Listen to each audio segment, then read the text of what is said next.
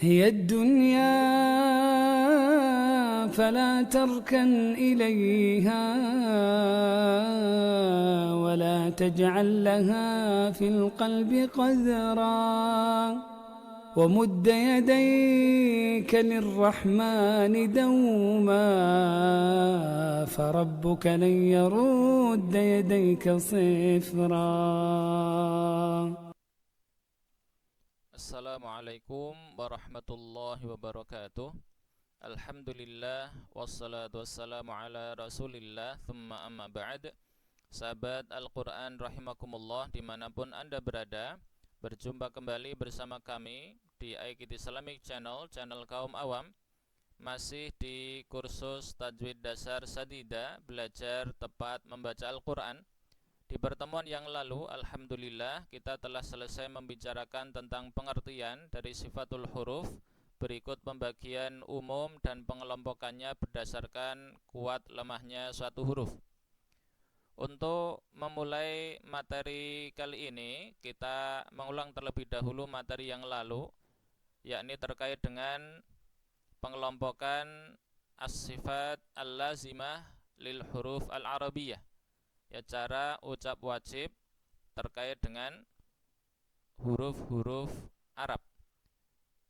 Dan pengelompokan ini kami ambil dari kitab berjudul Ahkam At-Tilawah wa Tajwid Al-Muyassarah karya Dr. Imad Ali Jum'ah, yang beliau sarikan dari kitab Hidayatul Qari lil Marsafi halaman 92. Baik, dari situ ya, kemarin ya kita sudah tahu bahwa sifat huruf lazimah itu dibagi menjadi 3 berdasarkan kuat lemahnya suatu huruf. Yang pertama adalah kuat, kemudian sedang, selanjutnya ada juga yang lemah. Yang kuat dibagi menjadi 2, yang berlawan dan tidak berlawan. Ya, yang berlawan ini ada jahar, syiddah, isti'la, idbaq. Sedangkan yang tidak berlawan atau tidak punya kebalikan begitu, ada safir, qalqalah, inhiraf, takrir, tafashi, istitalah, dan gunnah. Sebelum lanjut ke yang sedang, kita lihat dulu catatan sedikit dari tafashi, ya, penulisan tafashi khususnya ini ya. Yakni ketika tafashi ini kita tulis tanpa al di depan, ya, maka menulisnya seperti ini. Ya, shinnya ditanwin. Sedangkan kalau nanti di depan ini dibubui al begitu, al ta'rif, maka setelah shin itu ditambah atau disambung dengan ya sukun sehingga menjadi at-tafashi, panjang. Jadi sekali lagi, kalau tanpa al tafashin, kalau ada al menjadi at-tafashi. Itu. Lanjut ke yang sedang. Ya, ada sifat tawasud atau bainiyah, kemudian idlaq dan ismat. Sedangkan yang kuat juga dibagi menjadi yang berlawan dan tidak berlawan. Yang lemah berlawan ada sifat hamas, rikhwah, istifal, dan infitah. Sedangkan yang tak berlawan atau yang tidak mempunyai kebalikan hanya ada 2, yakni sifat lin dan khafa. Itu pembagian huruf berdasarkan kuat atau tidaknya begitu. Nah, pada pertemuan kali ini dengan berdasarkan materi tampilan yang ada di depan kita, maka kita akan fokus nanti pada pembahasan apa? Pembahasan tentang sifat huruf yang lazimah sekaligus pada pembagiannya, ya, menjadi apa? Menjadi sifat yang punya lawan dan sifat yang tidak punya lawan. Baik, kita lihat tampilan yang selanjutnya ini. Jadi untuk sifat yang berlawan, ya, sifat lazimah yang berlawan, itu yang pertama adalah jahar, lawannya hamas, ini pasangan pertama. Kemudian kedua ada rikhwah, lawannya adalah syiddah. Di antara syiddah dan rikhwah ini ada kondisi atau sifat namanya at-tawassut atau bainiyah tadi ya. Itu ada di antara rikhwah dan syiddah, namun tidak dihitung begitu. Kemudian sifat atau sepasang yang lain. Yang ketiga adalah isti'la, berlawanan dengan istifal. Kemudian infitah, lawannya adalah idbaq. Dan pasangan yang kelima adalah sifat ismat, lawannya idlaq. Itu ya sifat huruf lazimah yang berlawan ada 10 mulai dari jahar, yang terakhir ada idlaq. Ya, kemudian sifat huruf yang tak berlawan, Imam Ibnul Jazari itu menyebutkan ada 7. Ya, kita lihat yang pertama ada safir, kemudian qalqalah, kemudian lin, ya mohon maaf, yang ketiga adalah lin, kemudian baru inhiraf, setelah itu ada takrir, tafashi, istitalah, ya hanya sampai situ. Tapi kemudian ditambah lagi oleh beliau dengan sifat gunnah. Sedangkan sifat yang terakhir ini sifat khafa, ini beliau tidak menyinggungnya, ya kecuali hanya sedikit saja begitu. Baiklah, sahabat Al-Quran rahimakumullah, sebelum lanjut ini ada catatan sedikit ya terkait dengan materi awal kita ini, yakni bahwa sifat huruf lazimah yang berlawan itu ada 10. Kemudian sifat huruf lazimah yang tidak berlawan itu ada 7. Jadi kalau digabung itu menjadi 17. Itu yang disebut oleh Imam Ibnul Jazari dalam Al-Muqaddimah Al-Jazariyah. Begitu, itu catatan pertama. Kemudian catatan yang kedua adalah untuk pasangan kelima dari sifat huruf lazimah yang berlawan, yakni ismat dan idlaq, insyaallah nanti hanya akan kita bahas sekedarnya saja. Kenapa?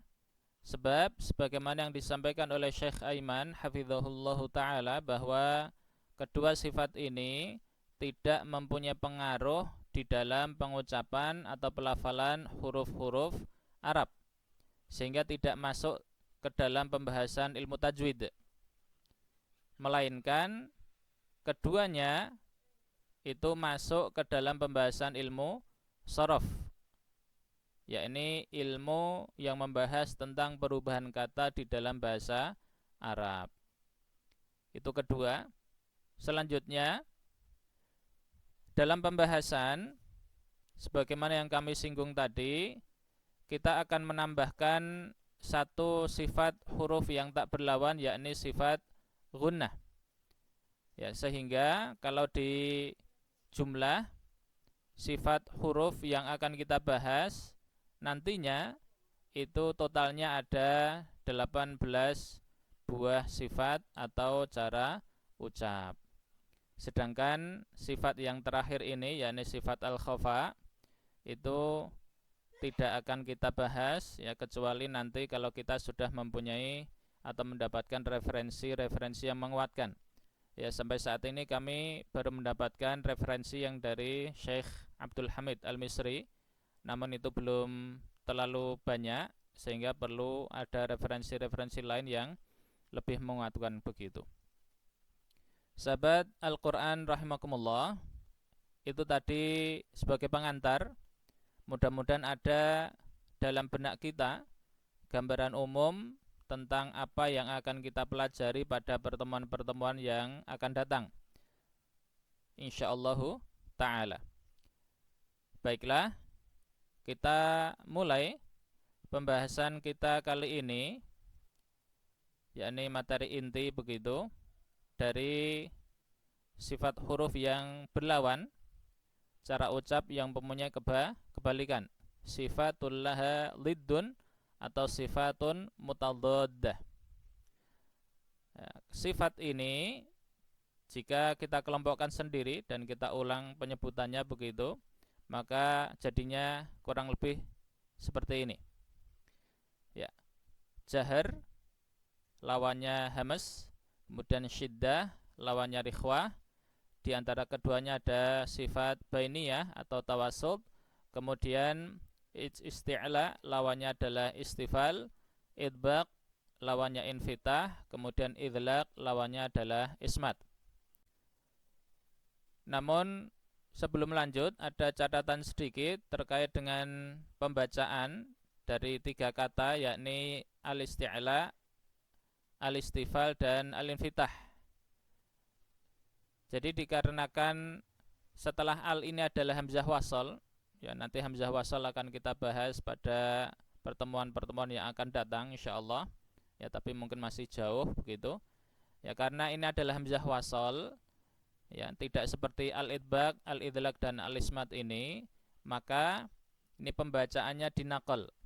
Ya, jadi bacanya adalah al-isti'la, bukan al-isti'la. Di sini al-istifal bukan al-istifal, sedangkan ini adalah al-infitah bukan al-infitah. Itu karena memang hamzahnya setelah al adalah hamzah wasal. Sedangkan 3 kata selanjutnya yakni idbaq, idlaq, dan ismat, ketika ada al sebelumnya maka hamzahnya tetap dibaca karena hamzahnya adalah hamzah qata'. Ya. Al-idbaq, al-idlaq, dan al-ismat. Begitu kurang lebih. Selanjutnya kita lihat matan dari Al-Muqaddimah Al-Jazariyah bait ke-20. Sifatuha jahru wa rikhwum mustafil munfatihum musmatatun wal diddaqul. Artinya kurang lebih sifat-sifatnya, yakni sifat-sifat huruf Arab itu ya ada 5 yang disebut begitu. Jahrun, jahr, yakni yang warna merah, warikhwun, rikhwah, mustafil, ini istifal, munfatihun, infitah, kemudian musmatatun itu adalah ismat. Jadi yang disebut ini kami tulis dengan tinta atau ketikan yang merah ya, huruf merah. Kemudian kata selanjutnya adalah waldiddaqul, dan lawan dari kelima ini sebutkanlah. Ya. Jadi ini nanti masih nyambung kepada bait yang ke-21. Dan perlu kami sampaikan terlebih dahulu ya sebelum kita lanjut ke slide yang selanjutnya adalah bahwa ketika kita katakan sifat yang berlawan ini ada 10 ya, tadi sudah kita sebut ya, dan insyaallah sudah semua paham aslinya, namun tidak masalah kita sampaikan.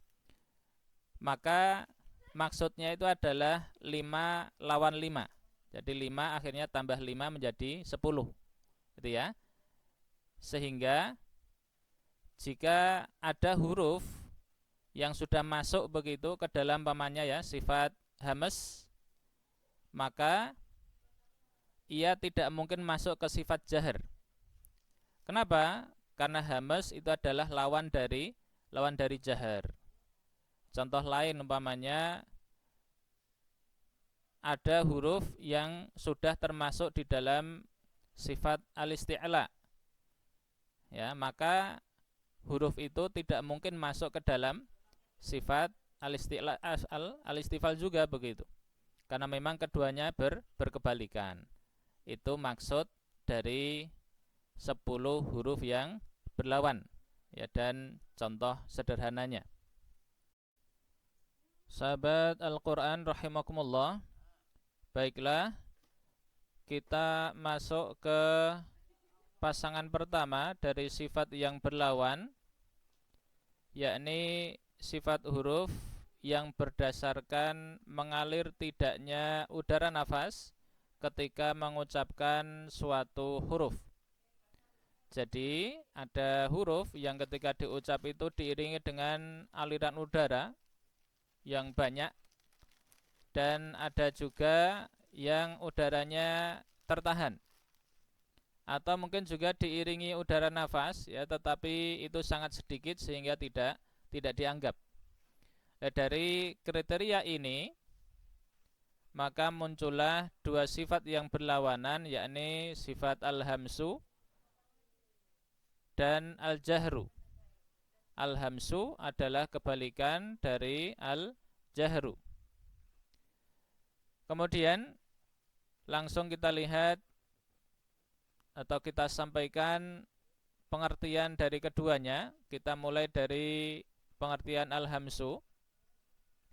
Al-hamsu ini kalau kita lihat dari segi bahasa atau kamus bahasa, maka maknanya adalah al-khafa. Ya, al-hamsu bimakna al-khafa. Artinya adalah tersembunyi, tertutup atau samar. Lawan dari al-wuduh atau al-zuhur, yakni kejelasan atau tampak dengan jelas. Itu tadi arti pertama, ya, secara bahasa. Sedangkan arti yang kedua dari segi bahasa adalah al-hamsu yang dimaksud di sini bimakna al-khafa'u fis sam'i. Kami ulang sekali lagi, al-hamsu bimakna al-khafa'u fis sam'i, yakni lirih atau pelannya suara sehingga tak begitu jelas terdengar. Dalam bahasa Indonesia biasanya al-hamsu ini sering diartikan dengan suara bisikan, ya, yang tentunya pelan, ya, sehingga tidak terlalu jelas terdengar. Itu secara bahasa. Dan sedangkan yang kita tulis di sini itu adalah pengertian dari al-hamsu secara istilah, ya, istilah dari para ulama qiraah dan tajwid. Jadi secara istilah al-hamsu ini adalah lirihnya suara yang keluar atau diproduksi akibat apa? Yang pertama, akibat pita suara yang terbuka dan sekaligus pita suaranya itu tidak tergetar begitu atau bergetar, dan adanya udara yang banyak mengalir ketika mengucapkan huruf-huruf hamas ini. Derasnya aliran udara nafas tadi itu adalah dikarenakan lemahnya tekanan pada makhraj huruf-hurufnya. Kita lanjut ke pengertian dari sifat al-jahru sebagai kebalikan dari al-hamsu. Jadi secara bahasa al-jahru bimakna al-wuduh wal-zuhur, ya, jelas atau tampak. Bisa juga tampak dengan jelas, itu secara bahasa. Sedangkan secara istilah, maka al-jahru ini adalah jelasnya suara sebagai akibat dari terkatup dan bergetarnya pita suara serta tertahannya udara nafas ketika mengucapkan huruf-hurufnya. Lah, tertahannya aliran nafas ini dikarenakan kuatnya tekanan pada makhrajnya begitu. Jadi memang betul-betul kebalikan, ya, dari al-hamsu begitu. Kemudian kita cek huruf-hurufnya mulai dari al-hamsu. Al-hamsu hurufnya ada 10 tergabung dalam kalimat sakata fahathahu syakhsun. Kalau diartikan, ya, kurang lebih dia diam kemudian dianjurkan oleh seseorang untuk bicara, ya, itu. Dan di sini sengaja kami beri warna merah, yaitu untuk kha dan shad, menandakan apa? Menandakan bahwa kedua huruf ini dibaca dengan tebal begitu, atau termasuk huruf-huruf tebal. Itu. Sedangkan huruf al-jahru, ya, otomatis, ya, 29 jumlah huruf hijaiyah, ya, dikurangi 10, ya, sehingga sisa hurufnya semua, yakni 19, itu adalah huruf-huruf dari al-jahru. Dan prinsip seperti ini, ya, menggunakan kebalikan begitu, ini adalah prinsip umum, ya, yang memang berpegang begitu pada kalam Arab yang sering kita dengar aslinya, yakni apa? Bididdi tatamayyazul asya'u. Sekali lagi, bididdi tatamayyazul asya'u. Dengan mengetahui lawannya atau kebalikannya, maka segala sesuatu itu akan bisa diketahui. Ya, jadi kalau sudah menyebut huruf al-hamsu, otomatis kita juga tahu mana saja huruf al-jahru begitu. Baiklah, sahabat Al-Quran rahimakumullah, lanjut ke matannya ya dari Nazam Al-Muqaddimah Al-Jazariyah karya Al-Imam Ibnul Jazari rahimahullahu ta'ala, bait ke-21 yang bunyinya mahmusuha fahathahu syakhsun sakat syadiduha lafzu ajid qatim bakat. Kata mahmusuha maksudnya adalah huruf-huruf yang dihameskan begitu dari huruf hijaiyah adalah ya fahathahu syakhsun sakat. Urutannya di sini ya bisa kita lihat ya, urutan kata-katanya ada sedikit beda. Kenapa? Karena susunan aslinya adalah seperti ini, sakata fahathahu syakhsun ya, tetapi karena memang terkait dengan penyesuaian pola bait begitu, akhirnya harus dibalik ya menjadi fahathahu syakhsun sakat. Begitu, jadi insyaallah tidak masalah ya. Baiklah sahabat Al-Quran sekalian rahimakumullah. Jadi dari sini, dari bait ini kita akhirnya tahu bahwa ini merupakan kelanjutan atau detail begitu dari akhir bait yang ke-20 tadi yang kita bahas. Yakni apa? Wadiddaqul. Gitu ya. Kemudian ucapkanlah sifat lawan dari itu semua. Maksudnya adalah sifat yang tadi disebut pada bait ke-20 ya, ini kurang lebih punya begini. Sifatuha jahrun warikhun mustafil munfatihun musmatatun wadiddaqul. Sehingga karena tadi yang disebut pertama sifatnya adalah jahrun ya kan, jahrun warikhun begitu, jahrun yang disebut pertama, maka hamas ya mahmusuha tadi, kata mahmusuha yang menandakan itu ada sifat hamas, itu adalah kebalikannya. Maka itulah makna wadiddaqul. Begitu seterusnya biidznillahi ta'ala.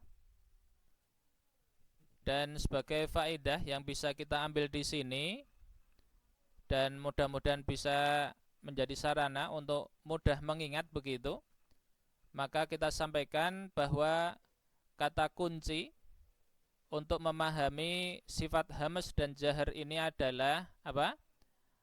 Aliran udara nafas. Ya, jadi yang hamas ini udaranya mengalir ya, sedangkan jahar itu tertahan. Itu baiklah. Berikutnya kami sampaikan contoh pengucapan huruf hamas yang kita bandingkan dengan huruf jahar. Mudah-mudahan ini nanti bisa menambah mudah dalam kita mencerna dan mempraktekkan huruf-huruf atau pengucapan huruf-huruf dari kedua sifat tadi.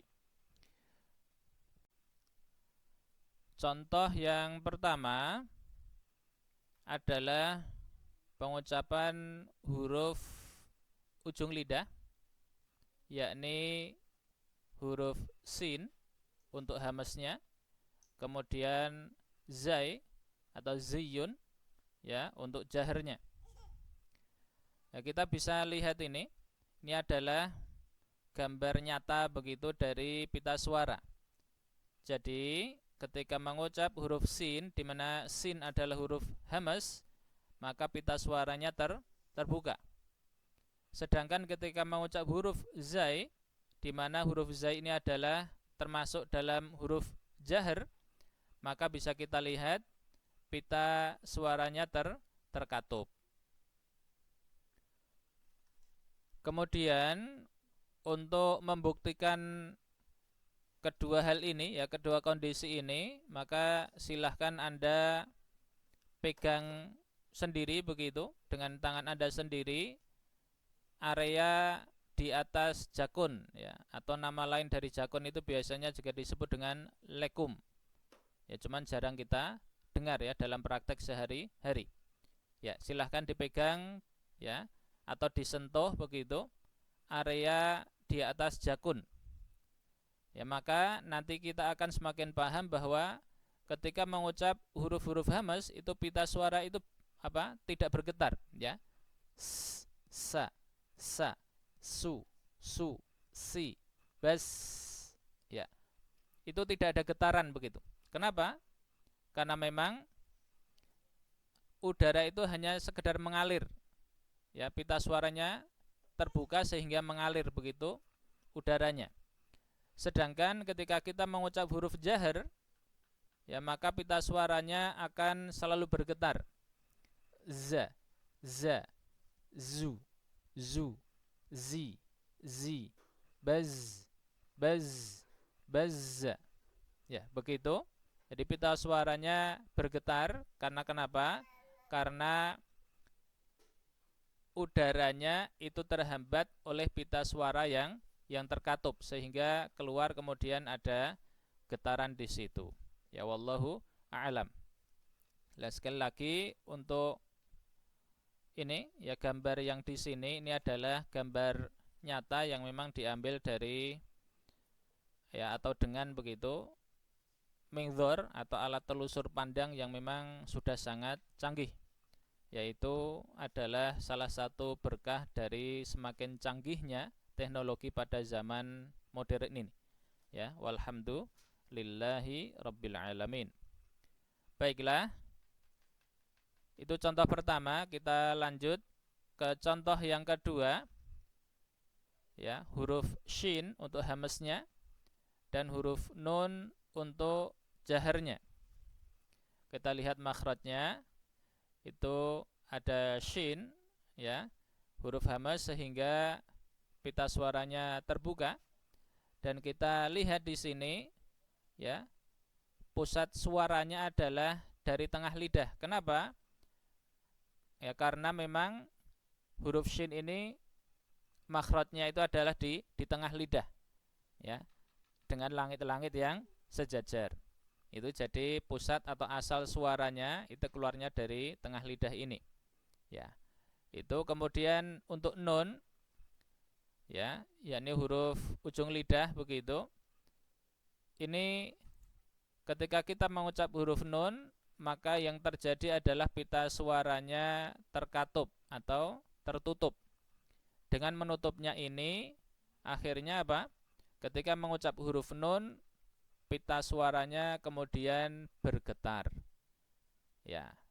Dan sudah kita ketahui bersama bahwa bunyi dari huruf nun itu terbagi menjadi dua, yakni bunyi yang keluar dari mulut ya. Kemudian bunyi penyempurna yang keluar dari rongga hidung, yakni bunyi dengung atau yang sering disebut dengan gunnah.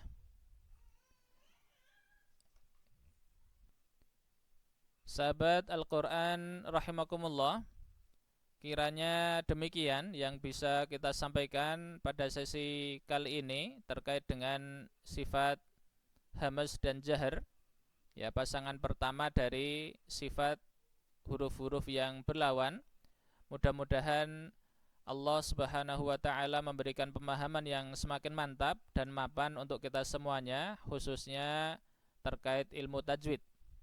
Sebelum kita tutup, ya sekali lagi kami haturkan jazakumullahu khairan katsiran bagi siapapun Anda yang sudah berkenan untuk subscribe dan like ya channel ini.